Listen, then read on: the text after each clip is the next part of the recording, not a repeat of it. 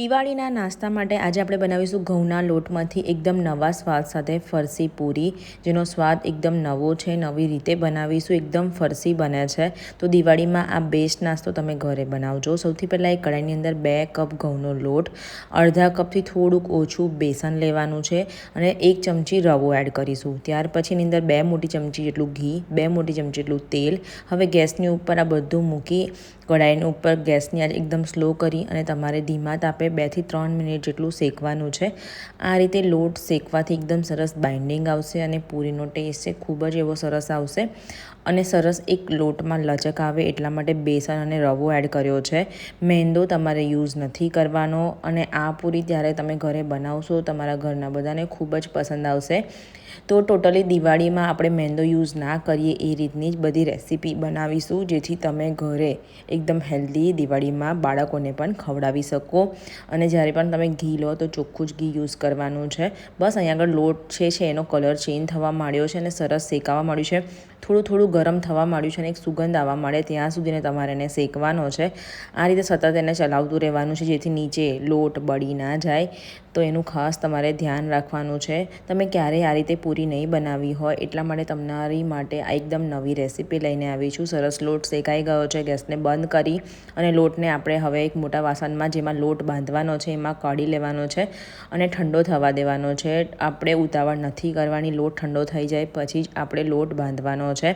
એને આ રીતે તમારે સ્પ્રેડ કરી દેવાનું છે એકદમ સરસ. હવે એના મસાલા માટે 1 ચમચી જીરું એડ કરીશું, અડધી ચમચી એટલા મરી એડ કરીશું અને અડધી ચમચી એટલો આપણે અજમો એડ કરવાનો છે. દસ્તામાં એડ કરી અને એને આપણે ખાંડી નાખવાનું છે.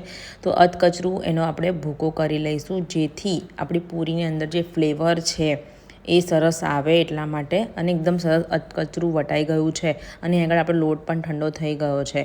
હવે અહીંયા આગળ આપણે મીઠું સ્વાદ પ્રમાણે એડ કરવાનું છે 1 મોટી ચમચી જેટલું. ત્યાર પછી ચીલી ફ્લેક્સ એડ કર્યા છે. એને ખાવામાં અને એનો ફ્લેવર ખૂબ જ સરસ આવે છે. અને જે આપણે જીરું, અજમો અને મરીનો ભૂકો એડ કરી દેવાનો છે બધો જ. હવે સરસ રીતે બધું મિક્સ કરી લેવાનું છે. જેવું તમે મિક્સ કરશો એટલે જે આપણે મોણ એડ કર્યું છે તે મુઠ્ઠી પડતું આવી જ જશે અને તમને એવું લાગે કે હજુ ઓછું લાગે તો થોડુંક 1 ચમચી ઘી એડ કરી શકો છો. હવે થોડું પાણી લઈ અને જે રીતે આપણે ફરસી પૂરીનો લોટ બાંધીએ છીએ બસ એ જ રીતનો લોટ બાંધી દેવાનો છે. એકદમ ઢીલો ના થઈ જાય અને એકદમ કઠણ પણ ના હોવો જોઈએ, પણ એકદમ સરસ સોફ્ટ અને સુવાળો લોટ બાંધવાનો છે.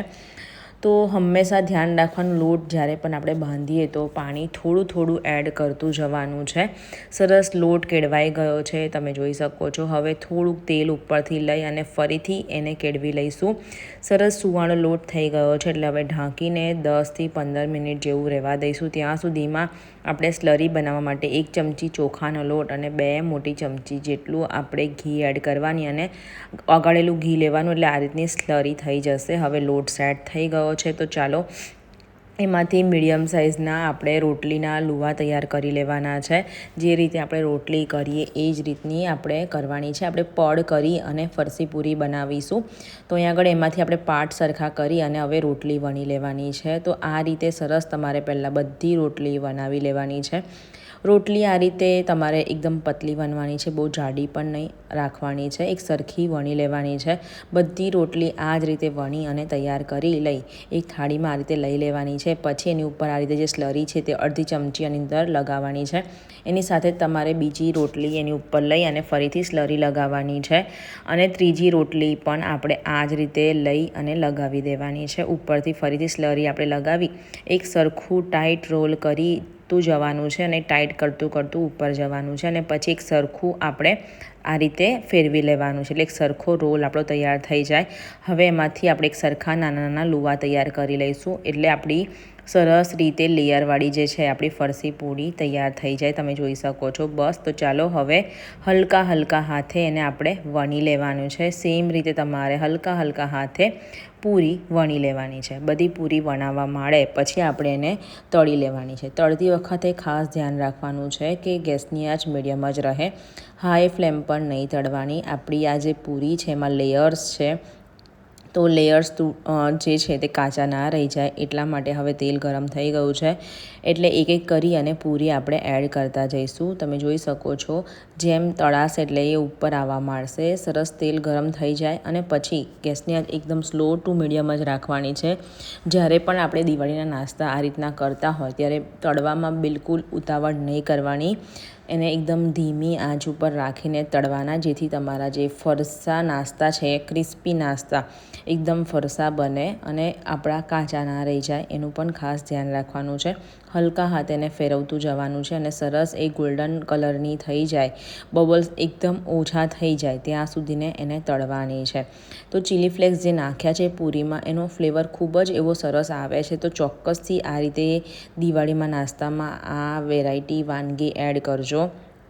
તમે દિવાળીમાં કયા કયા નવા નવા નાસ્તા બનાવો છો એ પણ તમે કહી શકો છો. અને જે ઇન્સ્ટાગ્રામ પેજ તમે જો ફોલો કરતા હોય તો ઇન્સ્ટાગ્રામ પેજ પર મેં પોસ્ટ નાખી છે. આપણું જે જૂનું ઇન્સ્ટાગ્રામ છે કોઈ કારણોસર એ બંધ થઈ ગયું છે, તો ગુજરાતી કિચન .2 એ રીતનું મેં ચેનલ ઇન્સ્ટાગ્રામ પેજ બનાવ્યું છે. તો તમે એ પેજને પણ ફોલો કરવાનું બિલકુલ ના ભૂલતા. આપણી પૂરી તળાઈ ગઈ છે. સેમ રીતે તમારે બધી પૂરી તળી લેવાની છે. પછી એ ઠંડી થઈ જાય એટલે તમારે એરટાઇટ ડબ્બામાં ભરી દેવાની છે. આરામથી 15થી 20 દિવસ સુધીને ખાઈ શકાય છે. અને ઘઉંના લોટમાંથી બનાવી છે, ઘરે જ બનાવી છે, તો બાળકો માટે એકદમ હેલ્ધી જ છે. તો રેસીપીને લાઇક કરવાનું, શેર કરવાનું બિલકુલ ના ભૂલતા. ગુજરાતી કિચન યુટ્યુબ ચેનલને હજુ સુધીને સબસ્ક્રાઈબ નથી કરી તો સૌથી પહેલાં સબસ્ક્રાઈબ કરી દેજો નવા હોય ચેનલમાં. આપણે આ ચેનલને હવે 1 મિલિયન સુધીને પહોંચાડવાની છે. 7 વર્ષ થઈ ગયા છે ચેનલને. તો બસ તમે આ જ રીતે સપોર્ટ કરતા રહો. આપણે નવી નવી રેસીપી લાવતા રહીશું. વિડીયોને ગમે તો કોમેન્ટ જરૂરથી કરજો. મળીશું આપણે એક આવા જ નવા વિડીયો સાથે. ત્યાં સુધીને